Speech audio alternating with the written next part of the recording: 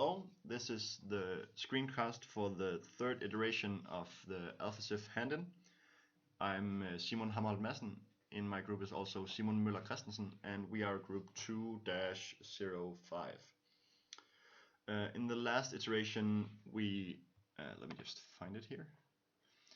We made a test that ensured that a city should have a production of 6 after each round has ended, or have an increased production of 6 after each round has ended.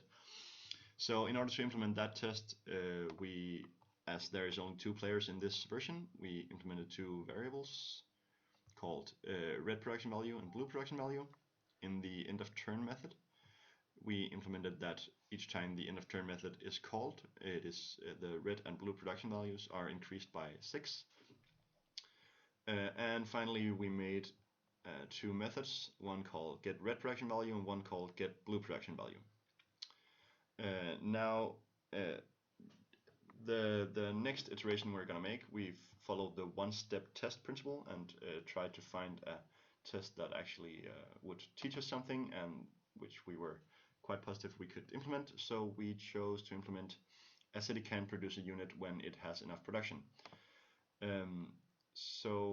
Following the TDD rhythm and the test first principle, we're going to start by implementing a test.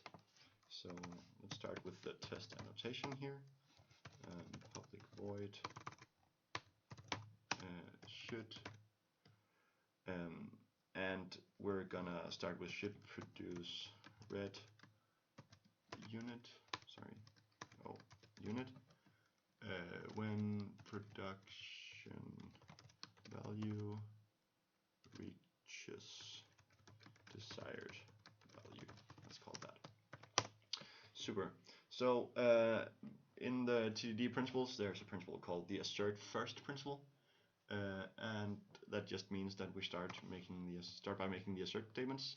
So first of all, let's assert that there is no unit at the red city tile.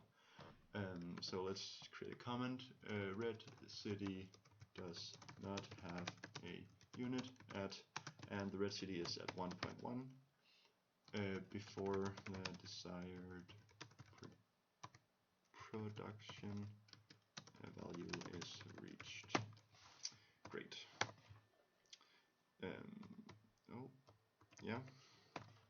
And to check that, we're gonna go game.get unit at position new position 1.1 and assert that this is in fact a null value.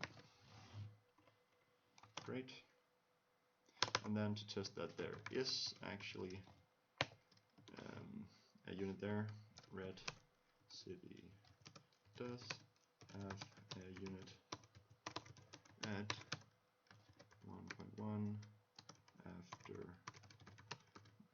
the desired production value is reached.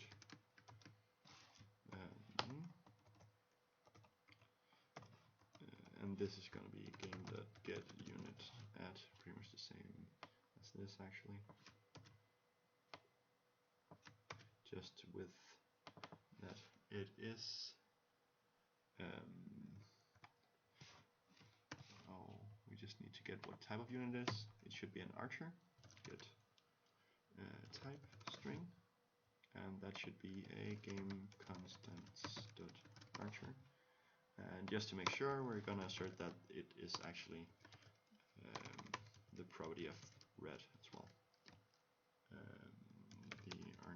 The unit at 1.1 should have red as owner. Great. And we're just going to go game.get unit at position new position 1.1 that get owner, and that should be player.red. There.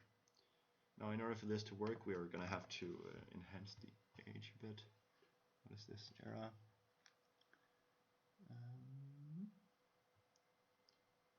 something is wrong. Oh yeah, is there we go. Great. So we're gonna enhance time, and we have to go 2 whole rounds, which is 4 times the end of turn statement.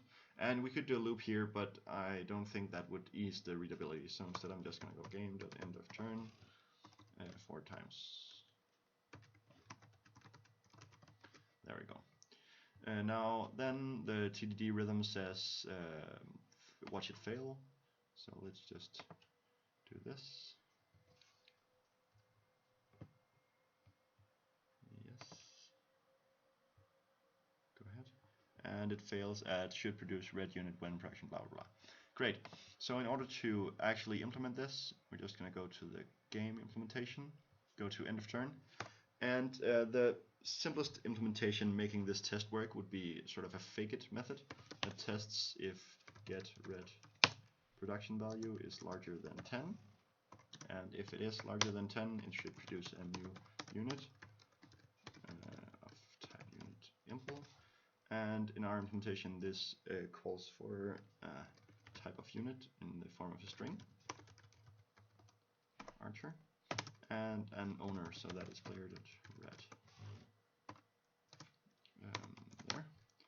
And then we have a hash map called units, and if we put that at new position 1.1 and the value unit, that should actually be enough to test that it does produce a unit at the right position, though in sort of a faked way. So let's test this, and it is green. So that is our iteration. Thanks.